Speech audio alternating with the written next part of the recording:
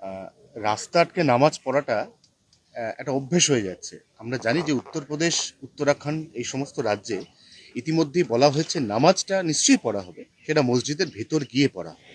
আজকেও জুম্মাবার, আজকেও কলকাতার একাধিক রাস্তায় রাস্তা আটকেই নামাজ হবে, যেরকম বহু বছর ধরে হয়ে আছে। আপনার কি মনে হয় এটা কি চেঞ্জ হওয়া উচিত নিয়মটা? না, চেঞ্জ তো নিয়ম বলে কিছু নাই। কোনো কোনো সময় এটা শক্তি প্রদর্শন হয়, কোনো কোনো সময় কোনো পার্টি বা সরকার এই সুযোগটা দিয়ে মনে করে যে তাদের জন্য অনেক কিছু করলাম, তারা ওটা মনে করেন। ভারতবর্ষে গণতান্ত্রিকভাবে রাস্তা কেউ আটকাতে পারে না। একসময় মুম্বাইতে হতো, উত্তরপ্রদেশে তো বন্ধ হয়েছে। পশ্চিমবাংলায় এই উৎপাতটা চলবে কিছুদিন, কারণ মমতা ব্যানার্জি এই দিয়ে মুসলমানদের বোঝাচ্ছেন তোমাদের জন্য আমি অনেক কিছু করলাম। এতে মুসলমানদের কী লাভ হচ্ছে আমি জানি না, কিন্তু বাকি সমাজের মধ্যে একটা ক্ষোভ জমা হচ্ছে এই নিয়ে। তা এই শহরে তো রেড রোড বন্ধ করে স্বয়ং মুখ্যমন্ত্রী নামাজ পড়তে যান। মুখ্যমন্ত্রী যদি নামাজ পড়েন, রাস্তা বন্ধ করে, কে বিরোধিতা করবে? কিন্তু এই অভ্যাসটা হয়ে গেলে পরে মুসলমানদের সমস্যা হবে। কারণ নামাজ তো মসজিদে পড়তে হয়, আমরা যদ্দূর জানি। বিশেষ বিশেষ উৎসব পরব হলে হয়তো সংখ্যা বেশি হয়, তখন তাদের জন্য ঈদগাহ আছে আলাদা, বা কোনো মাঠের অনুমতি নিয়ে সেখানে তারা করে এসেছেন। কিন্তু রেড রোডে নামাজ পড়ার অধিকারে যদি পড়ে যায়, পরে যদি এটা কোনো কারণে বন্ধ হয়, তখন সমস্যা হবে। উত্তরবঙ্গে আপনাদের ভাঙন, রক্তক্ষরণ অব্যাহত। গতকাল উত্তরবঙ্গে আপনাদের স্ট্যান্ডিং এমএলএ তিনি দল ছেড়ে তৃণমূল জয়েন করলেন। তিনি বিজেপির কার্যকর্তা ছিলেন না, তিনি গজমুর কার্যকর্তা ছিলেন। চিরদিন তার বক্তব্য আপনি দেখে আসুন, তিনি বিজেপির আইডিওলজির পক্ষে বলেন না। তাকে সতর্কও করা হয়েছে। যখন সমঝোতা ছিল আমাদের সঙ্গে, গজমুর সঙ্গে, তাকে টিকিট দেওয়া হয়েছিল, তিনি তার মতোই ছিলেন। তিনি টিএমসির বিরুদ্ধে লড়াই করে এসেছিলেন, আবার টিএমসিতে যেতে যান সেটা এখানকার মানুষ ঠিক করবে। হ্যাঁ, কিন্তু ভোটের আগে উত্তরবঙ্গ, যেটা বিজেপির শক্ত ঘাঁটি বলে আপনারা বলেন, দক্ষিণবঙ্গের বাঁকুড়া, পুরুলিয়ার পাশাপাশি উত্তরবঙ্গই আপনাদের সব থেকে স্ট্রং বেস। উত্তরবঙ্গ আগের থেকে শক্ত ঘাঁটি ছিল, এখনও আছে। প্রতিনিধিরা চলে যায় কিন্তু ভোটাররা থাকে, যারা জেতায় ওদেরকে। তো তারা জিতিয়েছে, তারা আবার হারাবে ওকে, বিজেপিকেই জেতাবে। তো একাধিকবার হয়েছে এরকম। দাদা, এসআইআর প্রক্রিয়া শেষ হয়ে গেলেই রাজ্যের নির্বাচনের নির্ঘণ্ট ঘোষণা হয়ে যাবে। এই অবস্থায় আপনি, যিনি খড়গপুরের প্রার্থী হওয়ার ব্যাপারে বরাবর খুব ভোকাল, বরাবর বলে এসছেন যে আপনার খড়গপুর হচ্ছে সব থেকে প্রিয় জায়গা, এখনো পর্যন্ত কি আলোচনা হয়েছে? আপনাকে কোথায় টিকিট দেওয়া হতে পারে? কারোর সঙ্গে কোনো আলোচনা হয়নি। তার জন্য বডি আছে, জেলা থেকে নির্ণয় নেওয়া হয়, প্রদেশ থেকে, আর সর্বোচ্চ নির্ণয় হয় পার্লামেন্টারি বোর্ডে। পার্লামেন্ট বা অ্যাসেম্বলি ইলেকশনে তারা ঠিক করেন। আর পার্টির সেই সিস্টেম অনুযায়ী যখন পার্টির লিস্ট ডিক্লেয়ার হবে, ওটাই ফাইনাল। তার আগে কোনো কিছু কথাবার্তা ফাইনাল এসব চর্চা তো সব জায়গায় চলছে। যারা অথরিটি আছেন, কমিটিতে আছেন, তারা ডিসিশন নেন, তারা নাম পাঠান, সেসব প্রক্রিয়া চলছে। এই যে বৌদি ড্রপ বক্সে ফেলেছেন নিজের প্রার্থী হওয়ার ইচ্ছা 3 জায়গায়, এখনো পর্যন্ত সেটা নিয়ে কোনো ফিডব্যাক পেয়েছেন? মানে কেউ সেটা পড়েছে বা না, আলোচনা? কোনো ফিডব্যাকের প্রশ্নই নেই। যত নাম এসছে সেগুলো লিস্ট করছেন, আর সেটা নিয়ে আলোচনা হবে। যে যোগ্য মনে হবে পার্টি তাকে প্রার্থী করবে। আমার যতদূর জানা আছে, একজ্যাক্ট সংখ্যা বলতে পারবো না, প্রায় 3,500 নাম ড্রপ বস্টে পড়েছে, আর বেশিও হতে পারে।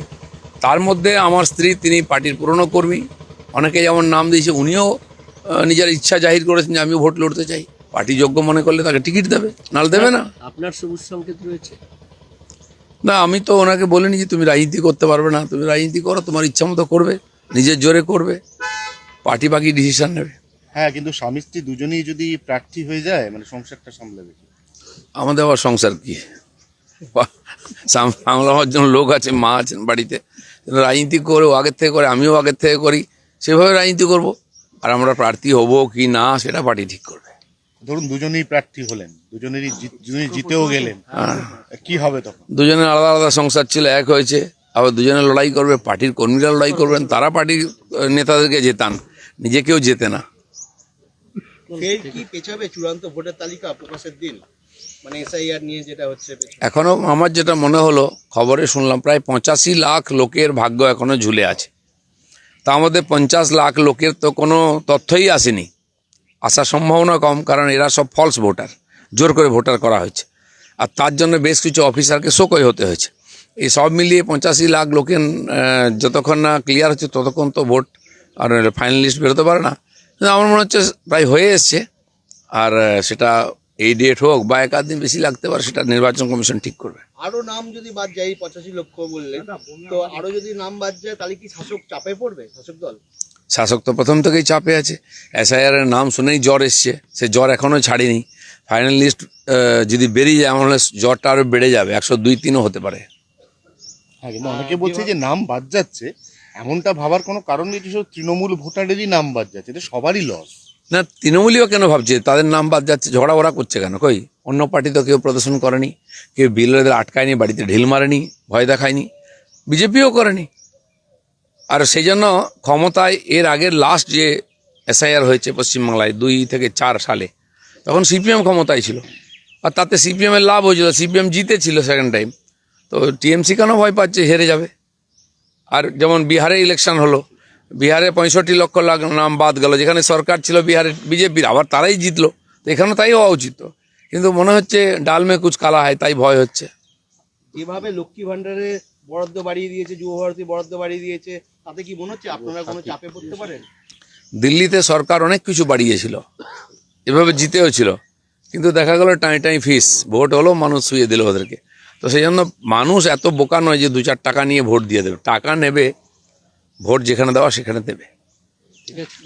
আমাদের ভিডিও ভালো লাগলে লাইক এবং শেয়ার করুন। কমেন্ট সেকশনে গিয়ে জানান আপনাদের মতামত। আরও ভিডিও পেতে আমাদের চ্যানেল সাবস্ক্রাইব করুন এবং প্রতি মুহূর্তে খবরের আপডেট পেতে প্রেস করুন বেল আইকন।